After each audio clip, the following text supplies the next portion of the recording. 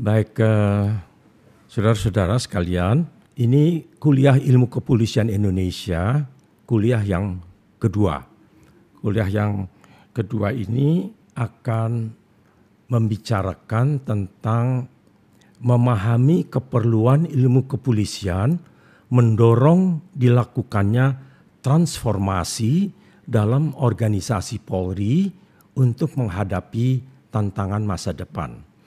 Sekali lagi saya ingin ingatkan saudara-saudara adanya bahan bacaan wajib, 10 karangan, 88 halaman, semua dalam bahasa Indonesia yang saya mohon untuk dibaca. Dan selanjutnya juga saudara membuat catatan tentang penjelasan komentar saya. Bahan bacaan wajib yang berupa hard copy ini harus dimiliki oleh setiap mahasiswa. Karena tidak cukup Anda hanya mendengarkan kuliah saja, Anda harus juga membaca. Ini penting untuk tugas nanti UTS, ujian tengah semester maupun ujian akhir semester. Pada kuliah yang lalu saya membicarakan mengenai juggernaut, yaitu sesuatu kekuatan dalam bentuk proses yang menggilas semua yang menghambatnya dan mewajibkan kita mengubah paradigma kita tentang masyarakat Indonesia menjadi masyarakat multikultural. Seperti saya sudah terangkan pada kuliah yang lalu, masyarakat Indonesia sering dikatakan merupakan masyarakat majemuk dalam pengertian suatu multi-ethnic society. Memakai pendekatan multikultural berarti menggeser penekanan terhadap keanekaragaman atau kebinekaan suku bangsa, etnik, yaitu pengertian etnik adalah kedudukan berdasarkan keturunan, adat atau bahasa, menjadi penekanan terhadap keanekaragaman kebudayaan. Jadi sekali lagi saya ulangi, kalau kita memakai pendekatan multikultural itu berarti kita menggeser penekanan. Penekanan dari suku bangsa menjadi penekanan kepada kebudayaan. Penekanan terhadap keanekaragaman atau kebinekaan suku bangsa menjadi keanekaragaman dari kebudayaan.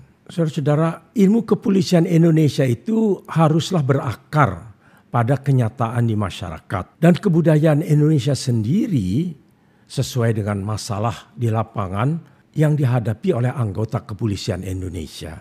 Ini adalah pendapat dari Profesor Harsha Bachtiar. Ya, ilmu kepolisian harus berakar pada kenyataan di masyarakat dan kebudayaan Indonesia sendiri. Jadi jangan didasarkan kepada masyarakat dan kebudayaan lain, kebudayaan asing. Juga harus sesuai dengan masalah di lapangan, masyarakat di lapangan tentu di lapangan Indonesia yang dihadapi oleh anggota kepolisian Indonesia. Apa yang dipelajari oleh ilmu kepolisian ialah masalah sosial dan isu penting serta dalam pengelolaan keteraturan sosial dan moral dari masyarakat Indonesia. Ini saya kutip dari definisi Profesor Parsudi Suparlan yang ada di halaman 4 dan halaman 5 dari bahan bacaan wajib. Tolong Anda membaca ini dengan teliti karena ini adalah nanti inti daripada pemikiran saya tentang sifat hakikat daripada ilmu kepolisian Indonesia. Dan sifat hakikat ilmu kepolisian Indonesia ini merupakan landasan dalam membangun ilmu kepolisian Indonesia untuk menuju kepada transformasi organisasi Polri.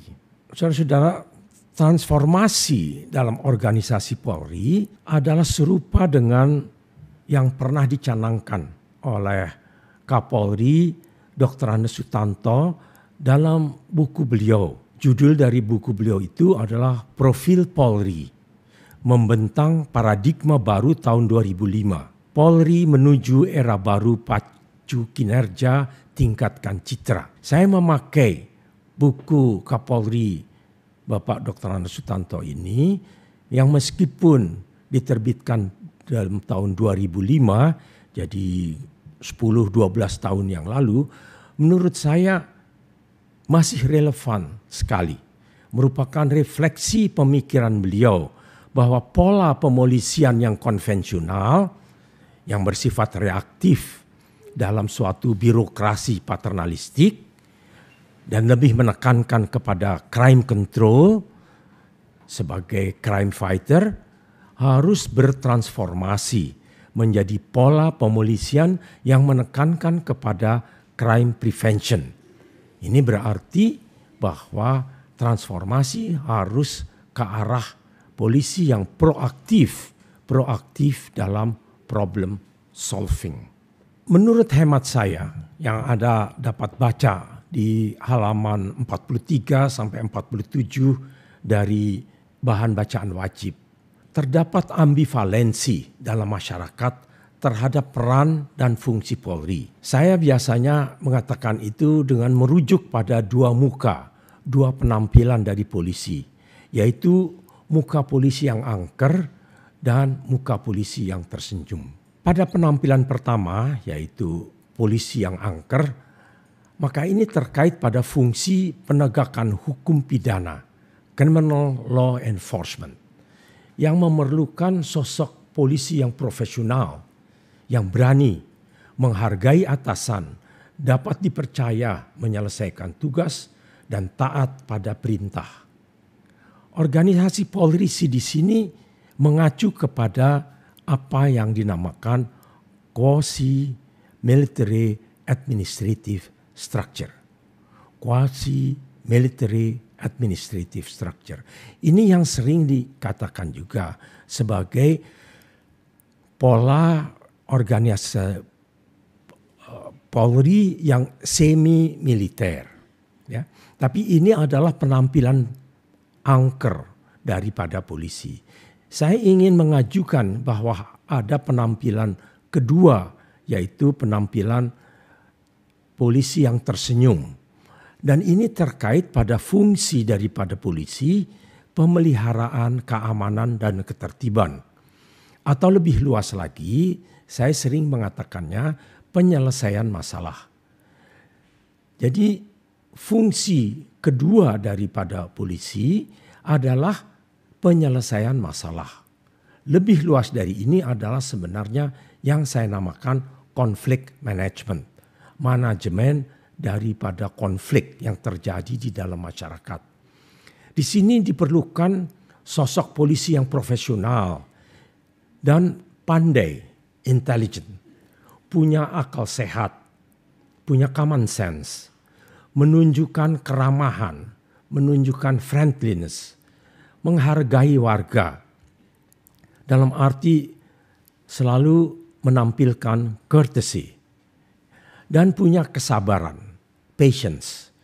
Ini adalah contoh daripada polisi yang harus mengemban fungsi memelihara keamanan dan ketertiban.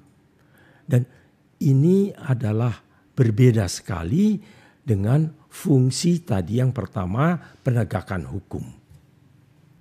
Memang benar, menurut hemat saya, Polri telah berusaha melakukan transformasi ini. Ya, antara lain melalui melakukan pendidikan universiter.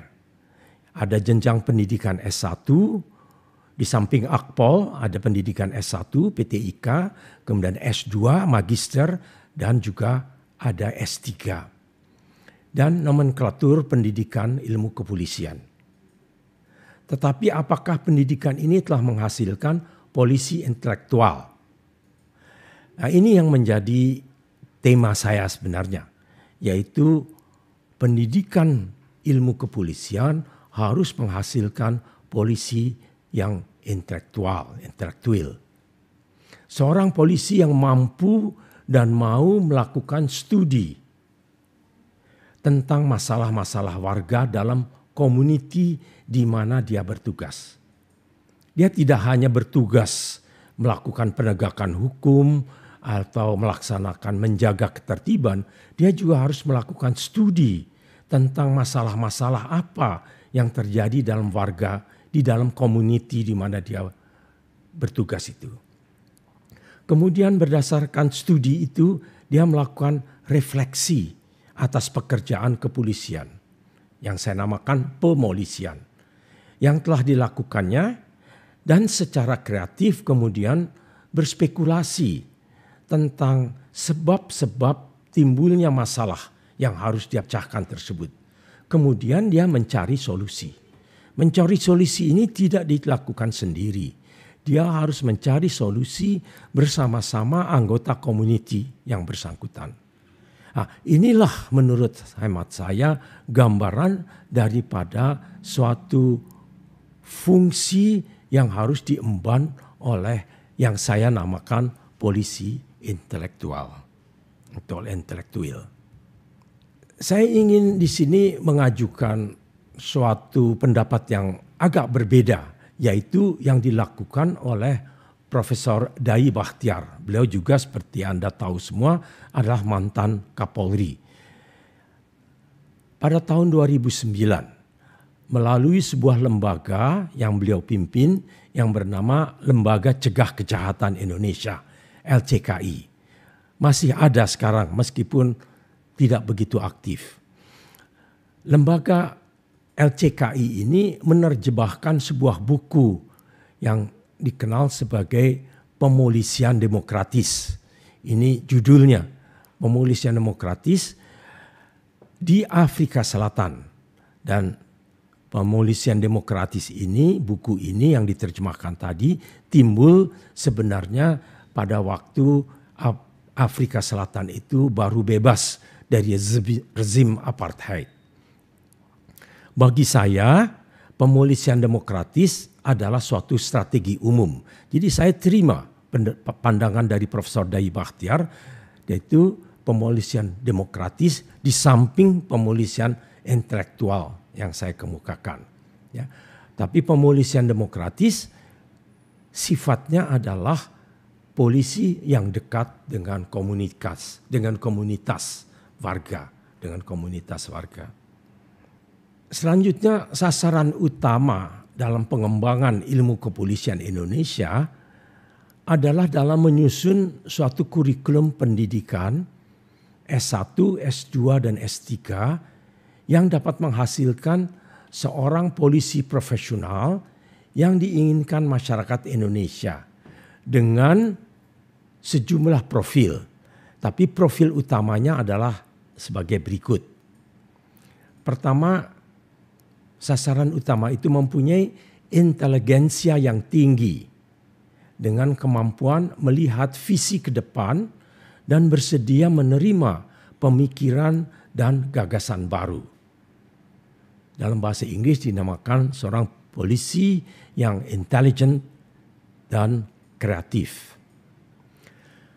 Kedua, profil polisi adalah bersedia bertanggung jawab penuh secara pribadi dalam mengambil keputusan dan kebijakan yang penting. Ini berarti harus responsible dan accountable. Dan ketiga, mempunyai kemahiran dalam berkomunikasi, lisan dan tulisan, dan dalam melakukan negosiasi. Dalam bahasa Inggris ini berarti communicative and open to reason. Beberapa saran untuk kurikulum di suatu program pendidikan ilmu kepolisian adalah kurikulum itu janganlah mengarah kepada penguasaan ilmu hukum.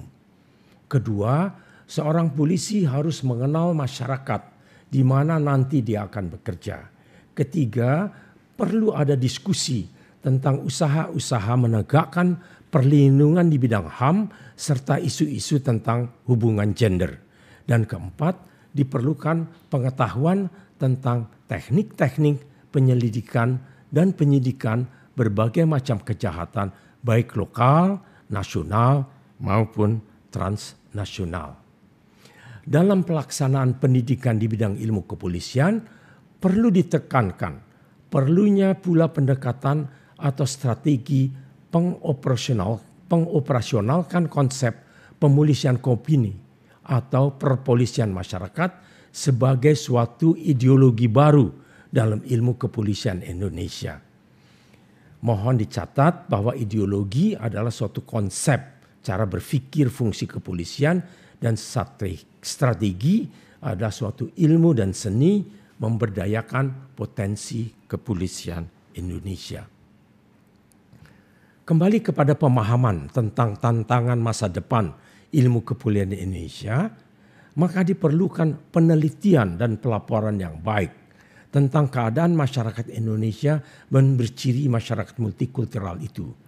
Kegiatan ini dapat dilakukan oleh para perwira Polri seperti saya kemukakan tadi, studi yang merupakan lulusan program pendidikan di bidang ilmu kepolisian baik S1, S2 maupun S3 melalui skripsi, tesis maupun disertasinya. Bahan penelitian dan pelaporan ini adalah seperti yang dikatakan oleh Profesor Hasya Bakhtiar untuk mengembangkan suatu kerangka teori yang sesuai dengan tata keteraturan berpikir logika dan juga sesuai dengan kenyataan-kenyataan di Indonesia sebagai suatu pengatur fakta-fakta, konsep-konsep, serta generalisasi-generalisasi yang nantinya akan merupakan wujud ilmu kepolisian Indonesia. Saudara-saudara sekalian, tolong diingat bahwa untuk mendapatkan bahan untuk mengembangkan ilmu kepolisian Indonesia, ilmu kepolisian yang bersandar pada kenyataan-kenyataan masyarakat Indonesia yang multikultural, kita memerlukan masukan. Masukan itu hanya diperoleh dari Anda, polisi yang berada di lapangan, baik melalui skripsi Anda, baik melalui tesis Anda, apalagi nanti kalau Anda menjadi doktor melalui disertasi Anda. Terima kasih. Dengan demikian kuliah IKI yang kedua ini telah selesai. Sampai kuliah yang akan datang.